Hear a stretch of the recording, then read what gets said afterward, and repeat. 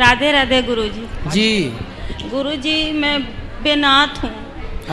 मैं बेनाथ हूँ गुरुजी। बेनाथ? हाँ, मेरे कोई नहीं है तो कोई सलाह करना है तो सारे कहते हैं गुरुजी से मतलब क्या सलाह करना बताओ? ऐसा क्यों कह रहे कि कोई नहीं? हम सबके भगवान होते हैं ना। जो अनाथ कभी नहीं होता, जिसके नाथ जगन्नाथ हो वो अनाथ कैसे हो सकता है? तो वही गुरुजी कोई बात करनी, सलाह करनी तो कहते क्या सलाह करनी है बताओ? इतनी दूर तुम नाम दाम ले गुरुजी से मिल नहीं सकते हो। उनका कोई बात नहीं। आप मिल भी रहे हैं, बात भी कर रहे हैं, अब सलाह क्या लेना है उसका सदुपयोग करो टाइम का। वही मेरे 2 बच्चे हैं कुड़ी मुंडा। मैं अपने जिंदगी में लाइफ में गलती बहुत बड़ी कर लिया हूँ। आपने गलती की है? हाँ जी, मेरे माँ पे सारे हैं लेकिन उसने बुलाते नहीं है, छोड़ दिया। लव मैरिज कराया हूँ, भाग के आ गई। कौन? मैं। आपने लव मैरिज की थी? हाँ जी। तो पति कहाँ गए? वो अपने गांव में दूसरी जनानी के पास रहते हैं, उसकी बात मानते हैं, मेरी अब नहीं मानते। तो उन्होंने आपके साथ लव मैरिज किया था? हाँ जी। अब वो किसी और के साथ लव मैरिज कर रहे हैं? नहीं है, पर उसकी शादी हुई थी। उसकी शादी उससे हुई है? हाँ जी, मेरी नहीं हुई थी। अच्छा, तो उनकी शादी पहले हो चुकी थी, बाद में आप आई हो? हाँ जी। तो आपने क्यों शादीशुदा आदमी से प्यार किया? गुरुजी बस यही गलती है मेरे से। हैं? मेरे से यही गलती हो गई गुरुजी। तो अब आप सबको क्या सलाह देंगी कि सबको प्यार करना चाहिए कि नहीं करना चाहिए? नहीं करना चाहिए, कुछ भी नहीं है प्यार में। माँ बाप हैं तो सब कुछ है। रात दिन नींद नहीं आती है, दवाई चलती है, बीमारे रहती हूँ मैं। मुझे इतनी हिम्मत नहीं है तो मेरे देख लो, जो लड़कियां प्यार व्यार करती हैं भाग जाती हैं वो लड़कियां। ये भी एक लड़की थी और आज रो रही है ये लड़की। बहुत परेशान। ये लड़की प्यार का ये परिणाम होता है। इसलिए शादी, तुम्हारे माँ बाप तुम्हारे लिए जितना बेहतर सोच सकते हैं, आप भी अपने लिए इतना बेहतर नहीं सोच सकते जितना बेहतर आपके माँ बाप आपको प्लानिंग करके देते हैं। इसलिए माँ बाप के राह पर चलना, माँ बाप की गाइडलाइन पर चलना सबसे उत्तम डिसीजन है। शादी वादी बड़े निर्णय हैं और अभी ये निर्णय लेने के लिए तुम बच्चे हो, जो तुम अपने आप को समझते हो ना कि जी हम तो बहुत पढ़ लिख गए, हम अपना खुद फैसला कर सकते हैं, हम खुद अपना जीवन साथी चुन सकते हैं। तुम्हें अक्ल ही नहीं है कि जीवन साथी का मतलब क्या होता है। तुम भले डिग्रियां लिए घूम रहे हो, लेकिन जीवन का जो रियल अनुभव है वो तुम्हारे माँ बाप को ज़्यादा है। भले वो अनपढ़ हैं, पर जीवन जीने का अनुभव होता है बेटा। इसलिए आपने कितने साल पहले प्यार किया था? 15 साल हो गए गुरुजी। बच्चे हैं? ये सामने बैठे हैं, कुड़ी मुंडे हैं। बच्चा भी नहीं मानता मेरी बात। तो जब आपने अपने माँ बाप की नहीं मानी तो अब बच्चे से क्या उम्मीद करती हो कि वो माने आपकी? नहीं। तुमने कौन सी बात मानी अपने माँ बाप की? नहीं। तो आपने शादी कर ली थी मनमाने तरीके से। हाँ। और करी भी तो उससे करी जिसकी ऑलरेडी शादी थी। 3 बेटे हैं उसके। फिर लोगों को तो केवल शोषण करना अच्छा लगता है। आप जैसी लड़कियां ना जाने कितनी उसने सेट करी होगी, कितनों के साथ रहा होगा, उसने तो अपनी मौज करी चला गया। और आप लोगों को जो प्यार का भूत चढ़ जाता है ना कि हमारा वाला ऐसा नहीं होगा, तुम्हारी वाला वैसा निकला। मैं बहुत दुखी हूँ गुरुजी, अब बोलो क्या करूं? अब तो ये तुम्हारे पाँव में कुल्हाड़ी मारी हो तो कर्म दंड भोगना पड़ता है बेटा। ये कर्म भूमि है, जैसी करनी वैसी भरनी, आज किया कल पाएगा। चढ़ता सूरज धीरे धीरे ढलता है, ढल जाएगा। अब तुम्हारा भी सूरज ढल रहा है तो तुम रो रही हो। जब तुम्हारी जवानी थी, जब तुमने ना माँ की सुनी, ना बाप की सुनी, ना समाज की सुनी, अब तो ढलता सूरज, तब तो रोगी। और ये तुम्हारे कर्म दंड है, इसलिए रोना मत, अब बर्दाश्त करो जो है। अब गुरुजी बच्चे को पालती हूँ, काष्टी व्रत रखती हूँ, चिड़िया को दाना पाती हूँ, सब कुछ कर रही हूँ। शादी नहीं हुई आपकी? नहीं गुरुजी, कोर्ट से हुई थी। कोर्ट से हुई थी? हाँ जी। तो कोर्ट से हुई थी तो फिर आप रहो उसी के साथ? आता है लेकिन शराब शुरू पीता है, फिर बातें नहीं मानता। तो फिर उसी से उसको ठीक करो, रहो। पंडित हूँ लेकिन वो बात नहीं मानता मेरी। उस जनानी का मानता है, उसके बच्चे शादी करने वाले हैं उसकी। तो वो पत्नी की बात तो मानेगा, ठीक है, वो अपनी जगह। हाँ। भाई आदमी अपनी पत्नी की बात मानेगा कि अपनी गर्लफ्रेंड की बात मानेगा? तुम तो उसकी गर्लफ्रेंड हुई ना इस हिसाब से, और वो तो उसकी धर्म पत्नी है। अब तुम्हारा ही माथा खराब था जो तुम्हें प्यार का भूत सवार हो गया। वो तो बोला था मैं उसको छोड़ देना, मैं तेरा साथ दूंगी। नहीं, तो जब उसने बोला कि मैं उसको छोड़ दूंगा तेरे लिए, तो आप स्त्री थी, आपने क्यों नहीं बोला कि नहीं मेरे लिए तो एक स्त्री का बसा बसाया घर क्यों उजाड़ेगा, मैं ही हट जाती हूँ, तो उसका घर बसा। जो दूसरे के घर में आग लगाता है उसके घर में आग लगती है, उसका प्रमाण आप खुद हो। जब उसने बोला कि मैं अपनी वाली को छोड़ दूंगा, तो आपने क्यों नहीं बोला कि नहीं छोड़ भाई, क्यों छोड़ेगा? दिमाग नहीं काम किया, अब दिमाग काम कर अब आई अक्कल? हाँ जी। सबको बताओ कि अक्कल देर से आती है, और जब आती है तब तक हाथ से सब कुछ निकल चुका होता है। इसलिए ये तुम्हारी कथा सारी बहन बेटियों को सुननी चाहिए कि इन्हें जो अक्कल नहीं है, मनमाने तरीके से लव मैरिज कोर्ट मैरिज करके अपना माँ बाप की बात अनसुनी करती हैं, मनमाना करती हैं, उसका ये परिणाम है आज नहीं कल तुम्हें खून के आंसू रोने पड़ेंगे। इसलिए जो हम कह रहे हैं वो समझो, माँ बाप की आज्ञा, माँ बाप की राह पर चलना सबसे उत्तम डिसीजन है। अब तो गुरुजी माँ बाप भी नहीं बुलाते हैं मेरे को। अब माँ बाप भी आपको क्यों बुलाएंगे? माँ बाप भी अपनी जगह सही है। जब तुमने माँ बाप की इज्जत समाज में उछाल दी, जब तुम भाग के गई होगी, तो तुम्हारे माँ बाप का सम्मान तो बढ़ा ना होगा? नहीं। समाज ने तो उनका अपमान किया होगा। तो जब तुम एक बेटी होके अपने माँ बाप का अपमान कराओगी समाज में, तो फिर वो माँ बाप तुम्हें अब क्यों स्वीकार करेंगे? हमारे में पंडित हूँ, 2 शादी भी नहीं होती है तभी तो अब आप ना भगवान के भरोसे ही रहो, उन्हीं भगवान के चरणों में मन लगाओ, और अपने पति को जो है अधकचरा पति, उसे समझाओ कि भाई अब साथ दे, अब जैसी तैसी अब गुजर गई, अब क्या है, अब तो देना ही पड़ेगा। गुरुजी बस खाली आपका सहारा है कि तो 2 बच्चे का बस। भगवान के आश्रित रहो, और अपने पति को समझाओ कि भाई अब कर ली है तो हमको निभाओ, अब निभाए वो आपको। तो गुरुजी अब भगवान माफ नहीं करेंगे? मैं अपनी गलती नहीं, भगवान तो देखो बड़े दयालु हैं, भगवान तो माफ कर ही देंगे। तुम शरण में रहोगी तो माफ कर देंगे, पर जो कर्म दंड जो कर चुकी हो पाप, वो तो भोगना पड़ेगा ना। अब तो कर्मों का दंड तो स्वयं दशरथ जी को भोगना पड़ा। दशरथ जी ने श्रवण कुमार को मारा, तो जब भगवान के बाप को कर्मों का फल भोगना पड़ा, तो हमें तुम्हें नहीं भोगना पड़ेगा? इसलिए ये काटना तो है समय, हंस के या रो के, इसलिए हंस के काटो, कथाएं सुना करो, बहुत शांति मिलेगी। कथे गुरुजी 5 साल हो गया सुनते हूँ, 2 साल आपका नाम दाम ले हूँ, रात दिन कथा चलती है हमारे यहाँ। मैं कोई चीज़ नहीं देखती हूँ, एक आपका शासन सुनती हूँ बस। बच्चे को खूब पढ़ाओ लिखाओ, योग्य बनाओ, और बस आप अपना समय अधिक से अधिक भगवान के चरणों में ही लगाओ, और बच्चे को खूब पढ़ा लिखा के योग्य बनाओ, समाज सेवी बनाओ, देश का भक्त बनाओ, राष्ट्र प्रेमी बनाओ।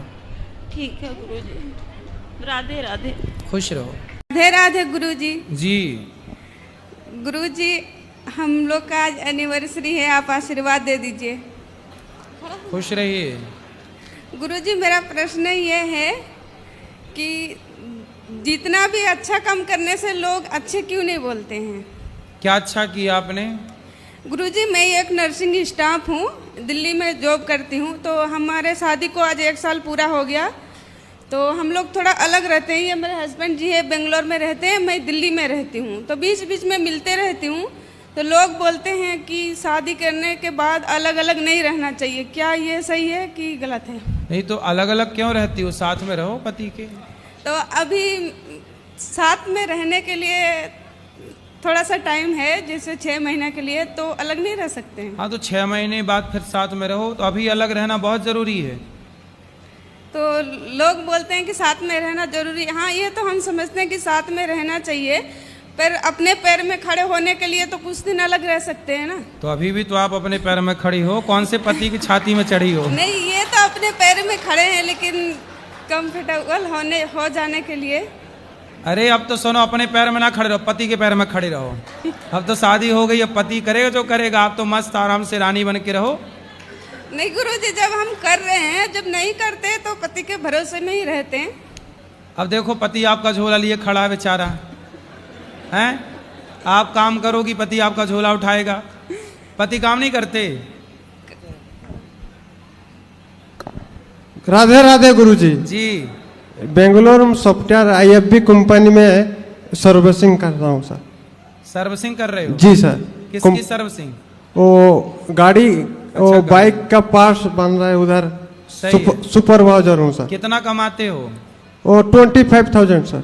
25? जी सर। और आपकी पत्नी कितना कमाती है? वो 25 सर। मतलब 50,000 हो तुम दोनों? जी सर। ठीक है, 50-50 बात कराओ। ओके।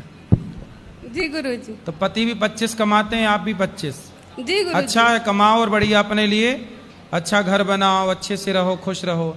पति आप कल को आप ज्यादा कमाने लग जाओगी तो पति को छोड़ तो नहीं दोगी? नहीं गुरुजी, नहीं छोड़ूंगी। हमें तो आपके पति की चिंता हो गई। नहीं गुरुजी, नहीं छोड़ूंगी। छोड़ने का होता तो शादी ही क्यों करती। हाँ, अच्छी समझदार हो आप, छोड़ मत देना, क्योंकि गुरुजी। आज महिलाएं ज्यादा कमाने लग जाती हैं ना तो पति को सबसे पहले छोड़ती हैं। नहीं, पति को अगर छोड़ना होता तो शादी ही क्यों करती गुरुजी। हाँ, नहीं भगवान छोड़ूंगी करे पति को। आपकी ऐसी बुद्धि बनी रहे और पति ठीक है, अच्छा है आपका। राधे राधे गुरु जी, राधे राधे, खुश रहो। राधे गुरुजी। जी जी, हमने एक संस्कृत का कोटेशन पढ़ा है, संस्कृत का कोटेशन पढ़ा है, उसमें लिखा है अहिंसा परमो धर्म। ठीक है। अगर कोई व्यक्ति ऐसा आता है जो हमारे फैमिली, हमारे दोस्त या हमारे जानने वाले की हिंसा करता है, उन्हें प्रताड़ित करता है, तो ऐसी सिचुएशन में हमें क्या करना चाहिए? उसके साथ अहिंसा करना चाहिए या हिंसा करना चाहिए? देखो, अर्जुन ने भी गांडीव उठा करके और गलत दुष्टों को मारा। कई बार पाप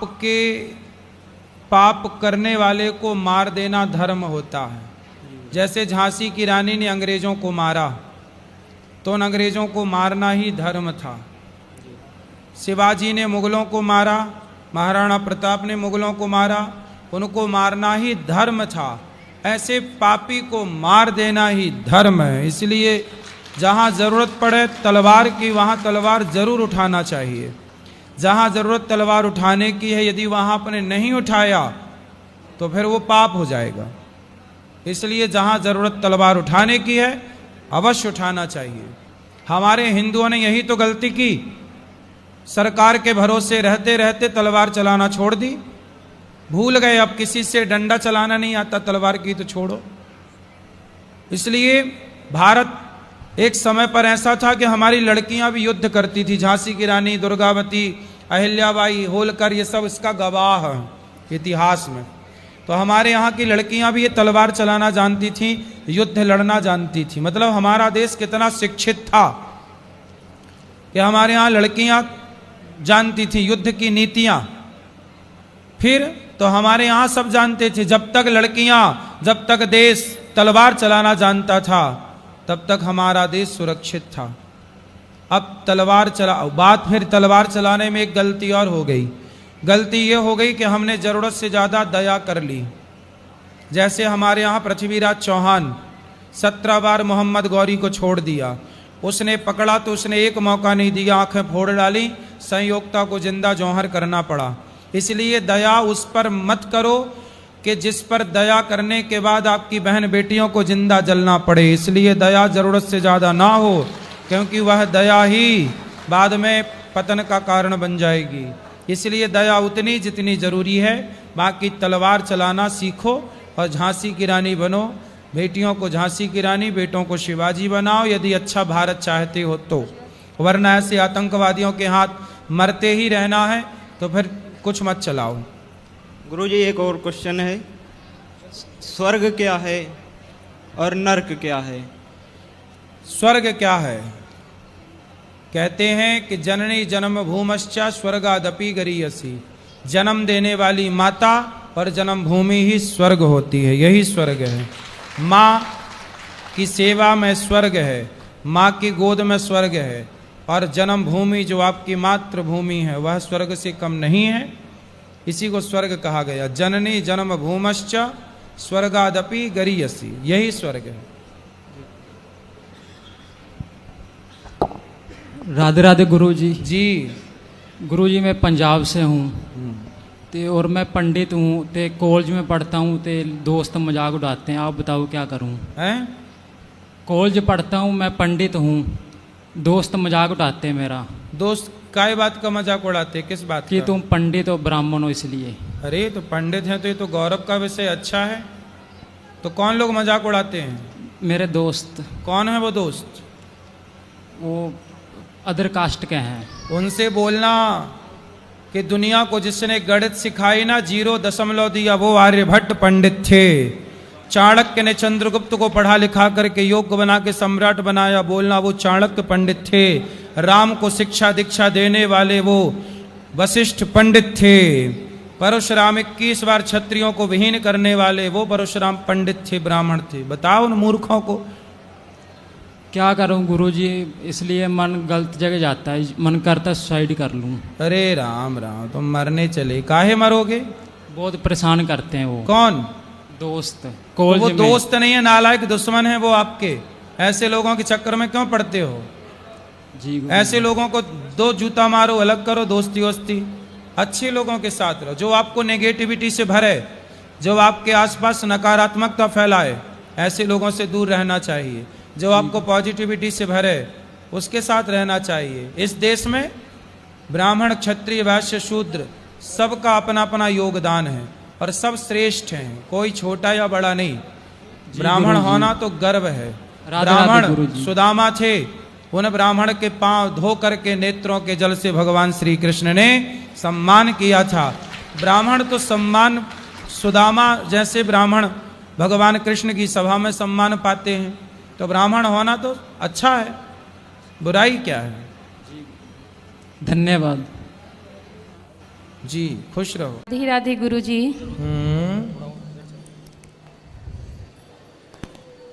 गुरुजी, मेरी शादी 2015 में हुई थी। हाँ। 19 में मेरे पति चल गए। 15 में शादी हुई जी। और 19 में क्या हुआ? डेट कर गए। उसके वो नौकरी करते थे, रेलवे में कांस्टेबल थे। जी। मेरे सास ससुर ननद लोग, उन लोग ने हम पे मुकदमा किया कि नौकरी नहीं करने के लिए देंगे, जब भी करेंगे तो नौकरी हम करेंगे।